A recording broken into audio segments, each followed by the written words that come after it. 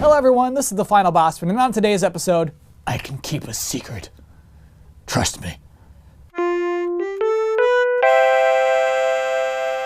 Welcome to the show. I am Kyle Bosman, and I'm a little proud of myself this week because I got a platinum trophy this weekend in Lego Marvel Superheroes. And I know that's like, good job, Kyle, good job beating that baby game. But it's a great game. In terms of how fun it is. I mean, you get to be a superhero flying around in a city, and you can destroy anything you want, and you can steal people's cars and they don't care. It's like everything we fantasize about all day long in a video game, and I don't get why more video games don't do that, but that's not what today's episode is about. It's about 100%ing Lego Marvel, because when I was making my progress towards that platinum, on the PS4, there's a percentage next to each trophy that you get. Meaning of all of the people who have played this game, this is the percentage of people who have actually achieved that. And in most cases, it's a very small percentage, and it kind of also indicates how many people are beating games and finding all of its secrets, and just depressingly low numbers. So that got me thinking. For today's episode, I want to bring back an old segment. So today's show, but I like secrets. So a game like Lego Marvel has a lot of secrets. But very few people see these actual secrets. There's a trophy for seeing what Stan Lee looks like when he hulks out. 5% of the people who play that game have seen Stan Lee turn into the Hulk.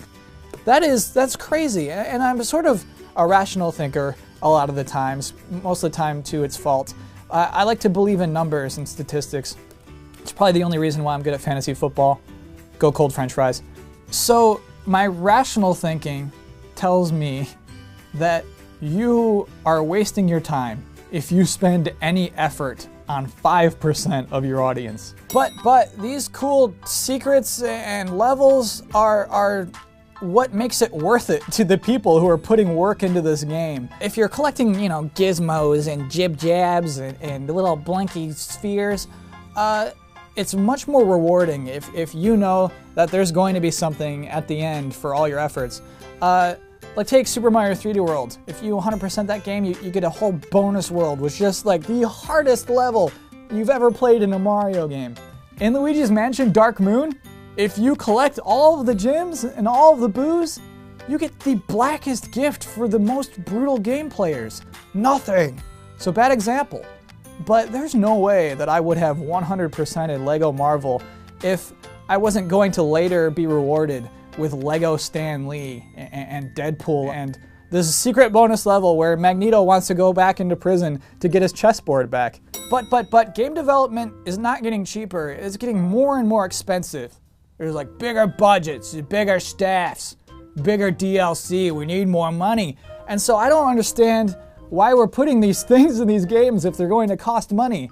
And it's not even just the bonus stuff, it's like most people don't finish games. Even when I looked at the trophies for the other games that I own, most of the completion rates are like 30 to 40% is all that you could ever hope for people to finish your game. To me, that means that the needs of the majority are not being met. So games should clearly be shorter. But that is plainly evil, Kyle, even for you. Like, let's just make games for people who appreciate games, right? And like, who's to say those people aren't enjoying the games, even if they don't finish it? They're probably still having a good time. They're probably the type of people who walk into a game knowing they're not going to finish it, and that is okay. But, isn't that kind of a failure on an artistic level if your engaged audience doesn't care to see the thing through? Like, doesn't that suck as a creator if most of the people who are looking at your product don't care to see the end? I don't know. I kind of feel like you should try to reach an audience as wide as possible. And if your games were shorter, more people would play through them. But, no. No, sir, we're not going to make our game shorter, because you know what happens then? Then all the reviewers slam us. And then the commenters rally against us, and the little gnomes in the message board make their little opinions heard, and suddenly we're the bad guys for making a short game. Sorry you wanted to see the end, everybody. And then our Metacritic score plummets, and your sales plummets. And everyone in this town knows, high Metacritic score, high sales, baby. And actually, that was the thinking. That was it. That sort of drew to this conclusion of this mental tennis match. In that, yeah, long games with secrets are sort of mutually beneficial to game makers and game players. I think there's a certain value that we expect when we spend money on a game. We walk into a store and say, I'm spending $60 on a long game. Here you go. I feel good about this purchase because I bought a long game. Even if we're not going to finish it, most people don't. They still want to buy a long game. And so as a person who likes playing games and likes finding secrets and unlocking things and watching the credits to a game, I'm actually grateful that publishers and developers are willing to accommodate me and this apparent minority of people who like to play games for more than 3 hours. And yes, of course, I realize they're kind of financially obligated to make games long and hide secrets in them. I'm still appreciative, so thank you.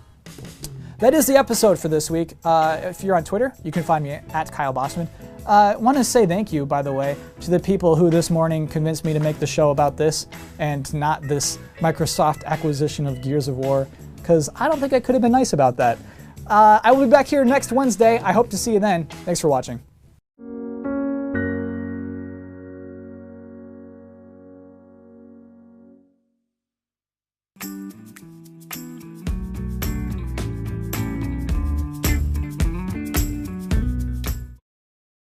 Hi everyone, I just have kind of an announcement to make. I've recently learned that only 2.3% of total viewers of this show stick around for these bonus bits we do at the end. And you know, sometimes it's just an outtake, but sometimes we put a lot of work into these.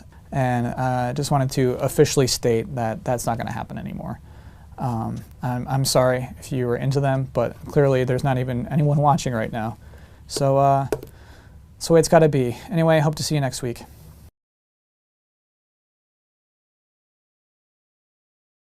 I suppose that was the moment where the show died.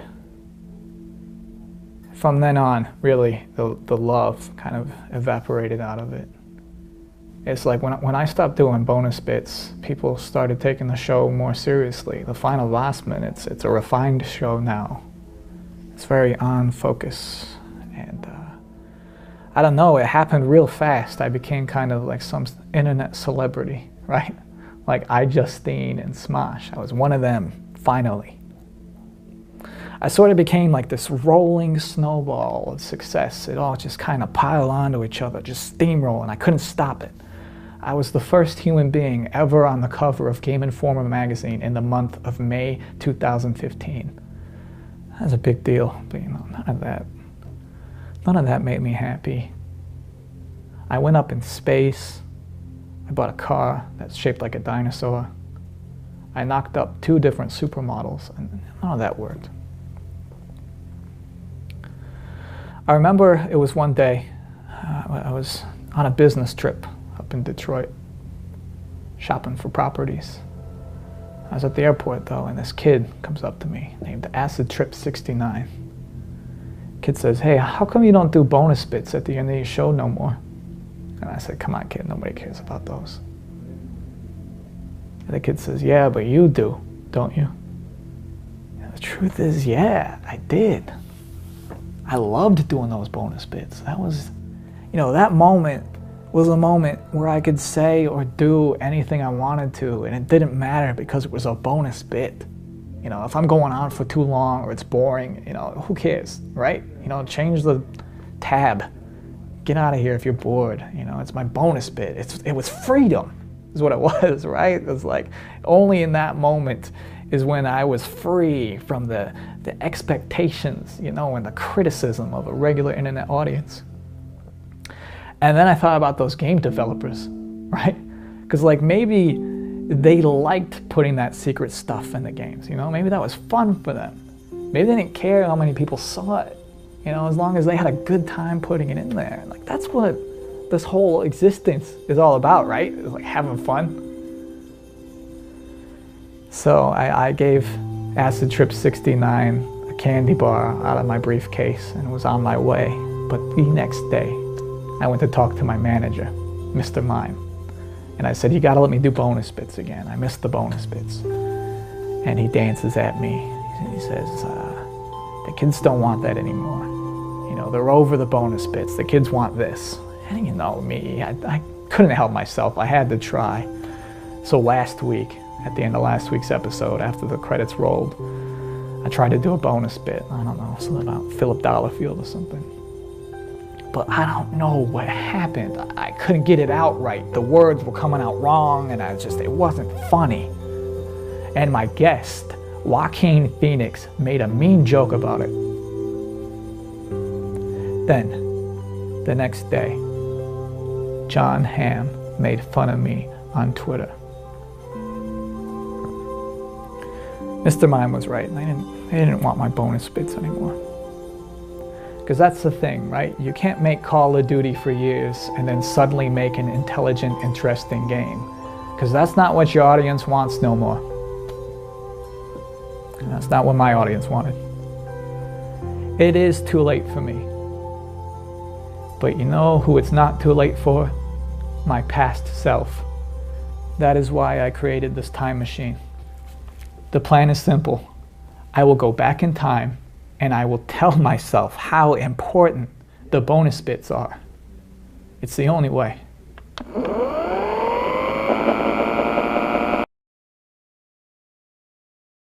Hi everyone, I just have kind of an announcement to make. I recently learned that only 2.3%